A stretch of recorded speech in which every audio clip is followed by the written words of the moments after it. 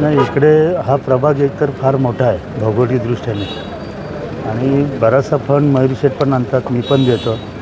परंतु एवढा मोठा परिसर असल्यामुळे फंड अपुरा पडतो हे नक्की आहे. म्हणजे आज मला वाटतं एकूण 4 उद्घाटनं आहेत बल्लानी प्रभागामध्ये आणि सर्व महत्त्वाचे जिथे आवश्यक आहे तिथले रस्ते आपण घेतलेले आहेत. तर पश्चिम मतदारसंघामध्ये आता ठीक आहे, मी आमदार फक्त आहे, नगरसेवक नाही, पण आमचे नगरसेवक कुठेही कमी नाही. आता ह्या 4मध्ये माझा फक्त एकच फंड आहे, पण 2 फंड आहेत, पण बाकीचे 2 यांनी महापालिकेतनं भांडून आणले. म्हणजे नगरसेवक आमचे गप्प बसलेले नाही.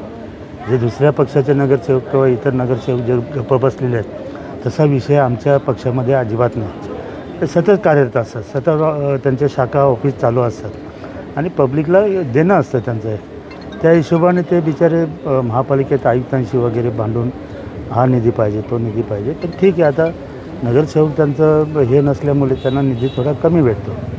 आणि माझं तुम्ही बोलता तुम्हाला माहिती आहे, लाडक्या बहिणींमुळे वगैरे शासनाच्या तिजोरीवर पण थोडा भार आहे. त्यामुळे पण येणाऱ्या काळामध्ये हा प्रभाग जो आहे, आत्ता जो रस्त्याचा विषय मयूर शेठने सांगितला, हा आम्ही आधी हातात घेऊ आता.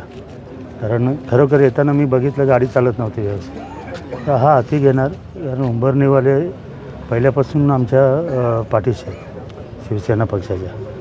पण त्यांना हवं तसं आम्ही डेव्हलपमेंट दिलेली नाही की ह्या येणाऱ्या 5 वर्षाच्या काळामध्ये पूर्ण केली जाईल. सर, कल्याण डोंबिवली